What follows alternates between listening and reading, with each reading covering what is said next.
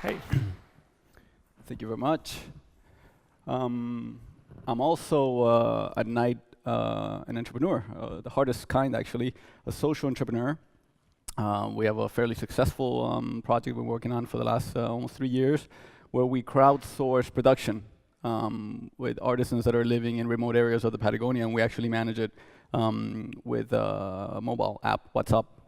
So I've also heard yesterday that crowdsourcing is related to crowdfunding, and with all the tips that I've learned in the last 2 days, I think we're ready to do a crowdfunding campaign for that project. So really exciting, very great event with a lot of good knowledge. But I'm actually here to talk about my day job. So I'll move on to that. I work for this toy company, very successful. We're in the industry of play. And what I do at Lego, we have, there's been a lot of talk of different terminologies and things like that. At Lego, we have sort of an umbrella term that we use, and it's open innovation. Not that we love it, it's just sort of what has worked for us. And underneath that, we do a lot of different things, including crowdsourcing. We haven't done crowdfunding yet, but there's a lot of different things happening underneath that. Somebody over there can play that video? No, I'll just skip the slide. So I'm really interested in people, really. So that's really what's behind all of this, the energy, and what we're talking about here today. And here on the left, we have a 1.5-year-old child that really embraces technology. Children are fearless when it comes to technology. He wants to play with a remote control drone. And then on the right, we have an older gentleman that's trying to figure out whether that is his cell phone or the remote control to the TV. So there's a big difference between the age groups. But that's really important because at the end of the day, there's people that we're interacting with, whether it's online or it's face-to-face, and it's really, that's not going to change. It's always going to be people interacting with other people. Lego has a long history of engaging with the crowd, engaging with the fans. This is just one example, but it actually all began in 1998 when we launched Lego Mindstorms. I'm sure you're all familiar with it. It's a robotics platform. This is one of the biggest projects, one of the biggest undertakings that the company ever did. Worked on it for 7 years, engaged with the top engineers in the world, developed it together with the MIT professors. We thought we actually had it absolutely perfect. It took actually like a old automotive development life cycle, 7 years. We put it out there, and in 2 weeks, the users actually hacked into it and made it better. Lesson learned. We understood that it doesn't matter how creative, how smart your employees are, the crowd is always going to win. And that lesson was learned almost 20 years ago, and we've been embracing it ever since. So actually, if you can do things together, they're usually better. So this mindset of actually going from a world of managing creativity from a very few people that are your employees to the new world where you're actually not managing anything. You're basically just like an orchestrator. Maybe you're saying more of that, less of this, but it's for many, and the many is undefined. It could be everybody. It just really depends on how you define the ecosystem of what's important to your brand and to your company. And that's really the change that I was brought in to do, to sort of systematize this change. Instead of doing one-off campaign type of things where we engage with users, how we create a toolbox, how can we create communication channels that actually enable for that to happen on an ongoing basis, so that we have to put less energy into it. So we actually have identified 4 different, what we're calling value pools or different types of crowds. The first one is very obvious. We want to be able to leverage the diversity and the intelligence and the creativity of all our employees. So many people that were hired to do a very specific job. It doesn't mean that they don't have great ideas or great solutions or great insights into other parts of the company. So of course, we want to be able to extract that and enable that and support that. Of course, the fans. AFOLs is adult fans of Lego. So we have our millions, maybe even billions of children out there that have a Lego experience and they play with our products. But there's also adults that actually grow up and they still have a lot of passion for the brand. We definitely want to engage with them, with the adults especially. There's also companies and institutions. We have a long-standing relationship with several educational institutions and, of course, some strategic partners, some large corporations.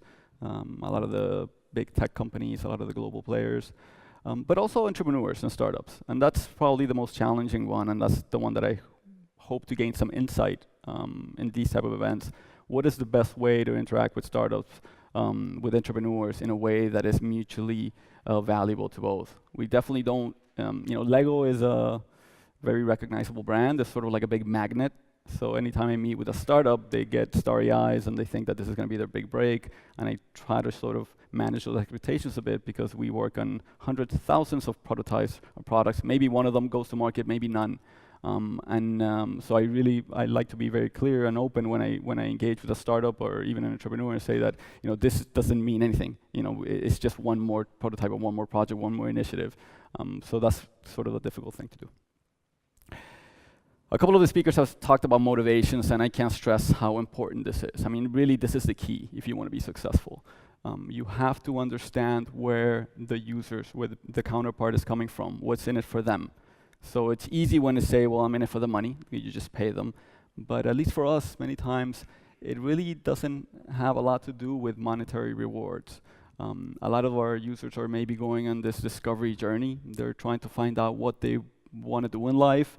Maybe they're creatives, and creatives, they don't regard monetary reward as maybe the highest thing or what they're after. Maybe what they want to do is understand how good they are at their skills, or can they impact, or maybe get some sort of recognition. So we break it up. I think Shelley touched upon it, and somebody else touched upon it yesterday. There's different types of motivations, and it's really valuable. And I would stress that really understand the different types of motivations, and really understand specifically the types of motivations of the participants that you're engaging with. So intrinsic has to do with things that are very much about me, and then the extrinsic are things that are very, like cash and monetary rewards. What we found for us that the sweet spot is on the internalized extrinsic. So making friends, skill development, recognition, things like that. So I work at a place in Future Lab called, a place at Lego called Future Lab. It's sort of a front-end organization. It's a very entrepreneurial sort of setup. We're about 35 individuals, multicultural. We have full value chain capabilities, so we're able to develop prototypes. We actually also go to market with some pilots. So what we do is sort of like what Shelley described, is that we do all the things that the big machine can't do, or can't afford to do, or maybe shouldn't do. We take a lot more risk. We're involved in innovation. We collaborate with many different parties that the large company doesn't yet, but we're sort of like a big filter, as I was mentioned earlier. And if you look at the whole world of Lego, it's really important to understand that it's not all the same. So maybe just to get a little bit of clarity there, on one hand, you might have something that's very much entertainment, like the Lego movie. So it's very passive, it's very lean back, it's very much being done to me. And then at the right hand, we have sort of what, when you close your eyes and you reminisce about what Lego was really about many years back, and it's really about open-ended creativity and sort of leaning forward, and it's about me. So a big difference between entertainment and play is that entertainment is something that somebody does to me, and play is something that I sort of do. One of my favorite quotes is from Joey Ito at the MIT Media Lab. He says, sort of an interesting parallel between these two, between education and learning. So he says that education is something that others do to you, and learning is something that you do for yourself. So I'm really happy to share with you that the brief at Future Lab is actually to concentrate on the play, on the open-ended creativity element of it, which I'm very much passionate about. And it's really about leveraging technology and digitalization in order to enable more creativity in children. So what we do is actually we embrace open innovation as an umbrella term in order to achieve this. And I'm going to go quickly, because I know I don't have a lot of time, into the different methods of how we do that. On the right there, you see a lot of examples that you may be familiar with, successful examples of how we've been able to use open innovation and crowdsourcing in order to go to market. So in the top there, you see a little circle in the top with the arrows going inside. That's what we called out-to-in open innovation. So that's basically when somebody unsolicited just comes forward and says, hey, Lego, I think that you should do Lego architecture. You should do a whole line of products celebrating the wonderful architectural pieces of the world. We look at it, we say, hey, that's not a big enough business, but he just kept nagging at us. You do it. Eventually, he proved us wrong. It turned into a really successful business, and we sort of brought it back in. So that's when somebody unsolicited sort of approaches us and engages with us. The second bubble in the middle is into out. So that's sort of like the challenge-based crowdsource. We say, hey, we're trying to solve this problem. It's kind of difficult. We haven't been able to tackle it. Maybe we put it out there in the crowd. Very proactive users and a very engaged crowd, and they come up with solutions for us. That's probably the most common type. Then we have in-to-in. And that's really about employees, and that's really about leveraging your value chain, your existing internal ecosystem. So, like I mentioned before, enabling channels for the participants, for the employees to participate. And all the examples on the right are sort of successful examples of this. We actually have a fourth type that I don't have here, and I'm not going to show any examples, but the fourth type is what we call out-to-out. And that's basically what you see on Kickstarter. So if you go to Kickstarter today and you just type in Lego, you probably see at least a dozen projects that are actually leveraging our platform, they're leveraging our brand, they're building their own business, they're building their own value on top of the Lego systems, on top of the Lego platform, physical platform. And they have no relationship with us. Some of them are building Lego connectors and things that are very much close to us. They're actually literally connecting to our Lego bricks, but we have no relationship to them. So I'm very much interested in enabling ways to have a more formal relationship with the out-to-out innovation that's happening out there. And then towards the bottom there, you see two logos. One is Lego Ideas and Lego Inside Ideas. These are two projects that we actually collaborated with Chaotix on. We've been collaborating for the last 2.5 years. And Shelly gave a bunch of our secrets out, which I'm happy to share, of course. And I'll just touch upon those real quickly. So Lego Inside Ideas is about employees and partners, and it's really about continuous improvement. We developed this platform in Future Lab, and we incubated in there. So once we build a pilot, we test it out, we fine-tune it, we collaborate with wonderful companies, external companies, and once we have it right, we actually incubate it in another place in the company, a place where they can operationalize it and actually integrate it into the formal processes of the company. So we did that very recently. We're literally in the process of incubating the internal innovation crowdsourcing platform into the continuous improvement department. So that's a very interesting success story for us. This is a little bit of what it looks like. We have a clutch power mechanism that rewards people's participation, and there's all kinds of wonderful value, so both soft and hard, that we've been able to identify. And really the most interesting part is the engagement that you get from employees. We have so many stories about employees that have been able to even use it as a way to sort of climb the corporate ladder, get recognition for their work, creating networks. It's been a tremendously useful networking tool internally for a company that, as global as it is, it's still very much leveraging on personal connections. You know, we sometimes say we still think like farmers. We're out in the Jutland, even though we're such a large global company. And this platform has actually helped us take very quick steps in integrating and creating a nice network community of employees. The external platform is something, it's basically a crowdsourcing platform.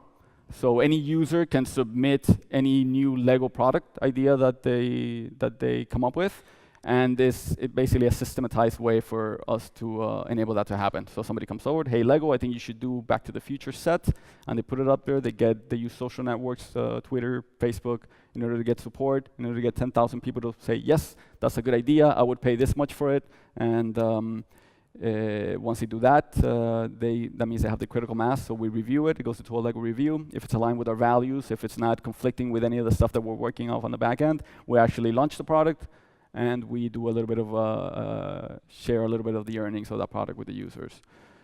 There's tens of thousands of products in this platform. We actually only shipping 4 to 6 products a year, but it's obviously something that's extremely scalable. Extremely successful from a financial perspective. Basically, we can shorten our product development cycle from 2 years down to almost 6 months. So this scares a lot of people in the company. It's something that comes from the edges and is slowly going to the center. But it's a very interesting case study of a successful crowdsourcing in a very large company. Minecraft was probably the best example that came out of that platform. So like I said before, in 48 hours, we had 10,000 people, we had market data, we had a prototype. Basically, the user that submitted ideas had a prototype in there, price point, market insight. So actually, very disruptive relative to the traditional product development cycles that we undertake in almost all the other products that we put on the market. So this is a little bit of the rules or sort of the values that I won't go through all of them, but you can read through them yourself.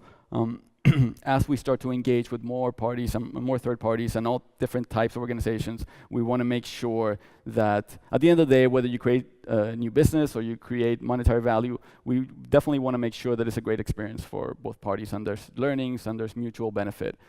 That's really number one, and we mean it. It's true. We have in the past sort of backed off in relationships that actually we thought that we were going to hurt a small company or a partner. We really want to have this mutual value because we want it to be long term. So just like any relationship, you know, if it's not balanced, then it's not going to last. So just like a marriage or any traditional relationship, that's why I think we always have to focus on people. Organizations, there's people behind them as well. So, you know, like I mentioned earlier, I am a designer. And design really is the key to a lot of this stuff, and specifically designing the experience. So of course it has to be mutually beneficial, but it has to be a great experience. You know, so I have to have either fun or I have to be able to have some sort of meaningful reward. There has to be a positive experience that comes out of the process, whether it's you're engaging with a specific user to develop a new product, or a large company and you're co-developing a line of products, or a startup that you're leveraging their technology, whatever it is. But really the experience, the participation experience through that whole process has to be a great experience for both parties. And that's really the angle or the key of our approach at Lego. Make sure that all the participants have a great experience. Of course, children, but also the adults and the companies that we engage with. And I really wanted to power through the presentation because I want to have a dialogue. And like I said before, we've been pretty successful in including employees in this process, reaching out to fans and AFOLs. That's easy because they're literally banging down our doors, almost like we didn't have a choice. They demanded to be part of the process and to be engaged, and we've been able to sort of catching up on building the tools in order to, and the channels in order for them to engage. And then companies and institutions, that's sort of like what every big company does. But the last one, I mean, that's the one that it's a hard nut to crack. How do you actually create a channel where entrepreneurs and actually startups, so a giant global company that's very streamlined, that's very successful, and a small startup or an entrepreneur that has a disruptive piece of technology. What is the right process for these two very different parties to engage in a way that is not only is beneficial, but it's relevant to the strategy and to the process and the methodologies that are in both places? And I would really like to sort of open it up on ideas on that. I know there's a lot of startups, there's a lot of entrepreneurs here. Have you had any experiences with large companies, good or bad? And if you have any recommendations as far as what is the best way for a large organization to engage with a small company or even an individual? So now is when you kind of just say, Lego sucks because I sent them an email and I didn't get a reply and my idea is the best. I definitely agree with Shelley and some other people, ideas are worthless. This is coming from somebody that's formally trained as an industrial designer, so you know, I'm an idea person, and ideas are worthless. It's really about the traction and what you can do with those ideas. Is there anybody here that has had any experience with trying to collaborate with a large corporation? Shall I jump on and help you with this process? Please. Get these lively Danes into... So what was the question you were asking? Has anybody had experience? Let me approach it from a different way. I get maybe 10 to 20 emails a day saying, hey, I have this amazing technology and I have this great idea of how you could integrate it into Lego Play. It does this or that. But you know, we're just a two-man company out of San Jose or wherever it may be. And for me, it's very difficult. First of all, because there's some IP involved. As soon as I reply back and say, oh, that's really interesting, I would like to have a conversation, all of a sudden, you know, in the back room, they're having a meeting. All right, let's reorient our whole strategy towards Lego. And I definitely don't want to have that type of impact. So it's about managing expectations. It's about managing expectations and to be able to find some sort of common ground so that we can leverage the great things and the diversity and sort of like the dynamicism that small companies have. And then there's some things that really big companies could do a lot better. You know, well, it's interesting you say that, because I mean, not to answer the question, but to sort of add to that question, I suppose, is that a lot of the last 2 days has been very much about a lot of clever people with a lot of very clever platforms that enable very clever things to happen. And I suppose what you're saying is you're in a necessarily a unique position, but you are in a special position in that you have a massive company that's worth a lot of money, that spends a lot of money, and people love it. And then you've got these people that kind of want to literally connect with you, excuse the pun. And so you're saying, are you saying, we love that, we want to make it happen, we want to make it happen the best way, but we just don't quite know the interface. We don't quite know what is the best kind of platform that will manage that relationship. Well, we know the traditional way of doing things, right? A large corporation can go in and literally buy a company out because of the technology they have. Yep. I was at Microsoft for many years. They did a lot of that. They buy a company and put it in a closet just in case. Yep. You know, we definitely, and that's not beneficial for anybody. No. You're just sort of taking some innovation, a great piece of technology, and sort of burying it. That's not a good way to do it. Another way is sort of buy it in and integrate it somehow. But there's so many steps that need to happen before that actually becomes a success. So you might work on 100 initiatives, and maybe one of them actually goes to market. So what happens to the other 99? Do they get, what was their experience? Did they actually, reoriented their whole strategy because they wanted to work with Lego, and then maybe they had a negative impact in the company. But wasn't the architecture thing with the open innovation, I was going to ask the question, is that all under license or whatever? I kind of got the impression you'd come up with a solution for that because you basically get some very enthusiastic person, they want to do it, you're not so sure, you just say, okay, you can do it at your cost, you can license our brand title or whatever, behave yourself, do anything naughty on this rules, off you go. Is that the kind of the model? Very risky. I mean, but isn't that what you did with the? I think what we did it. Yes, we did it over 10 years ago. When you have there's an article last week suggesting that Lego is the most powerful company and brand in the world. Right. Every other company that lists is at least 10 times bigger than Lego. So there's been a really amazing job that's been done with the brand. So when I go up to corporate management and say, hey, there's some guy out of the Jutland that has a great idea, but they want to use our brand, and they're going to do, it's going to make people nervous. And almost every time they're going to say, no. So that's not a model that we can actually. But you have a precedent. We do have a precedent, yes. So what's going on inside your organization that doesn't recognize its own precedents as being a way that could allow other Can you imagine a precedents? world where there's 100 different startups using the Lego brand to do random things? We have to deal with SOPA, all the child protection laws. When you're developing products for children, there's even several other layers of complexity that right. It's hard for us to understand. And imagine sharing that value and sort of making third-party companies. So what I'm saying is that is not a scalable model. Okay. There's got to be something that's and Lego architecture could have failed. So Nathan could have worked at it for 5 years and put all his life savings in it, and maybe it didn't work. Why don't you use, I mean, obviously we can use this crowd, but why don't you use some of the platforms to pose that question, that problem, in terms of actually trying to design some kind of interface, some kind of platform that will help you in your situation have that kind of relationship? I mean, is that a viable option for you? I think it is. It doesn't expose you, but it doesn't make you look like you're sort of like, we don't know what we're doing, so we hope the crowd does. Well, those are all the variables that you're trying to manage, right? So, when you have an extremely successful financial company, it's like, why would we take risk? Why would we do this really weird, sketchy thing when we could just do another city set and we know exactly how much business that's going to bring in? Yeah. So it's a very difficult case to bring forward. Now, the interesting part is that there's so many innovative things that people are doing on top of our platform. If you just take a quick search on Kickstarter, you'll find a whole bunch of really interesting things. And it's not things that we've never thought of before.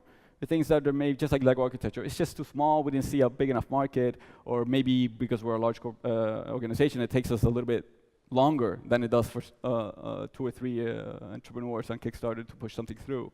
But we definitely are interested in finding a way to leverage that. It would be easy for us to say, hey, we'll support you and build it up, and then here's some money, and then give us first dibs if it's successful.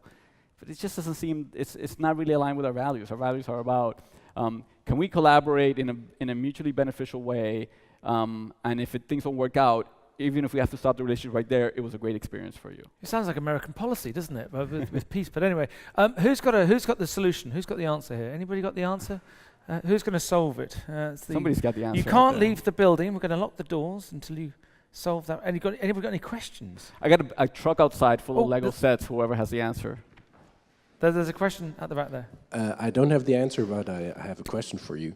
So can you tell us a little bit about the most recent event that you held to actually get people from the crowd outside into Lego to help you develop new products? You're talking about crowd in general, like regular users, or? The most recent event, a workshop, how does it work? Do you invite people in from the outside? Do you go, you know? Yeah, well, it's very different depending on which segment of the crowd your question is addressed to. So if it's, you know, diverse employees, it would definitely be the challenge. Number 2, fans and AFOLs. Well, I would definitely, well, you know, there's hundreds of fan-organized events that happen throughout the world that, again, have nothing to do with us. But we usually show up at those events and we engage with fans and sort of develop a relationship. There's a whole department at Lego dedicated to that. But definitely the Lego Ideas platform is our big channel, our big tool in order to do that. We said, look, it's kind of like the App Store. If you follow these rules, we'll consider actually building what you're suggesting. So we put a certain set of rules out there, and if you follow those, you can actually have your dream come true of making a Lego set that has actually your name on it, that you designed it, and you actually get to get a 1% share earnings of the revenue of that set, which in some cases is hundreds of thousands of dollars. So that's the best example I can give you on that one. Yeah.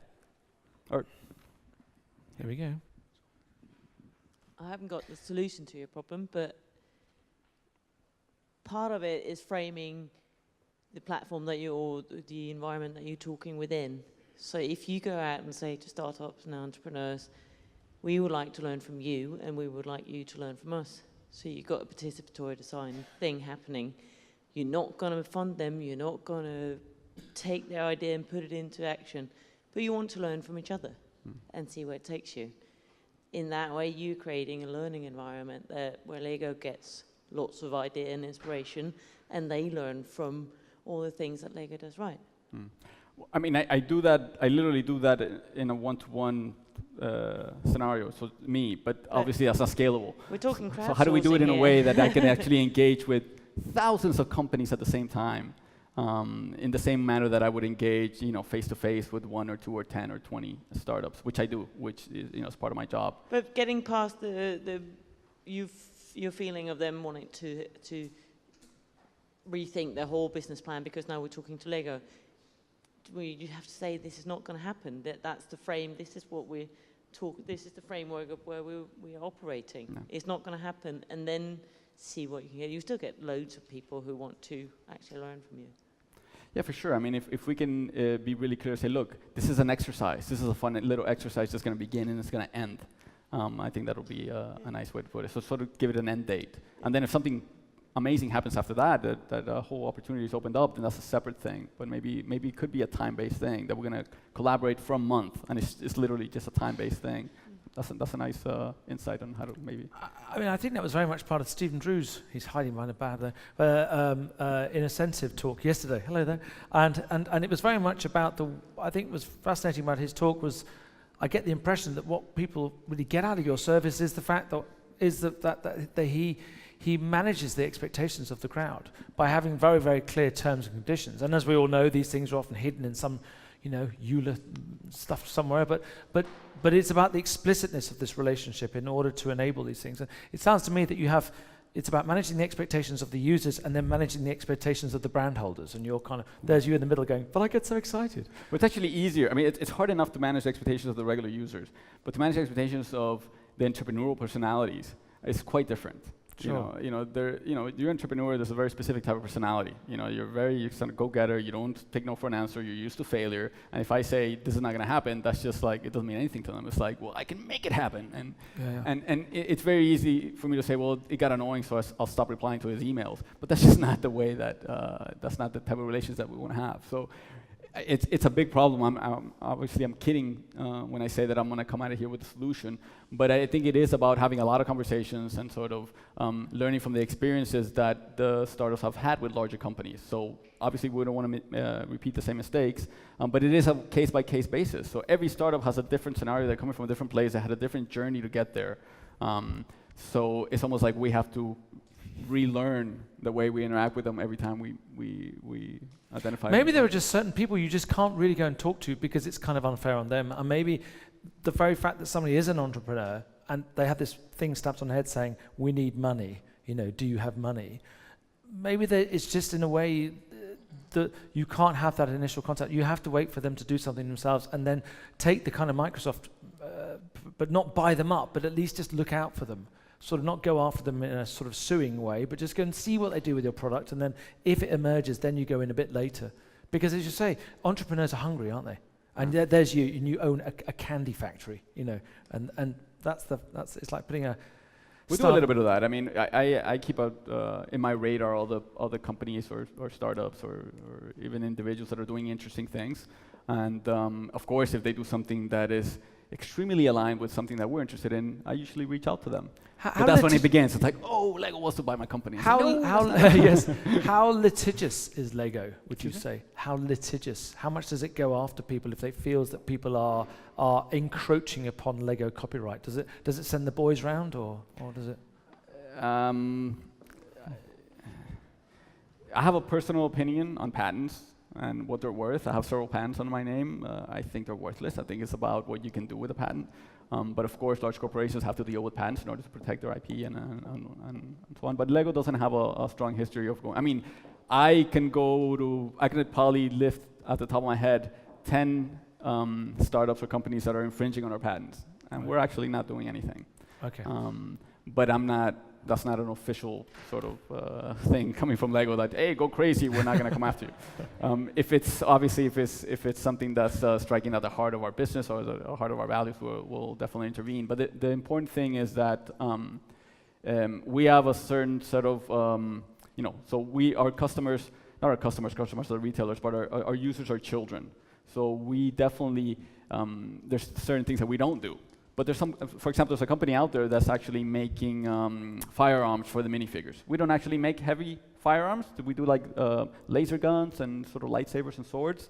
But if anything that's more military-based, more violent, we actually don't do it. But it's okay if somebody else does it, because we know there's a market for it out there. So we don't necessarily agree with it, but we are okay that exists to satisfy the demand that's out there. So that's probably an example of what you were. Okay. I just realised I think we could probably use Lego to make that elevator to space that Kirstine was talking about earlier, but maybe that's my idea. Okay. Right. Give him a big round of applause. Thank you very much.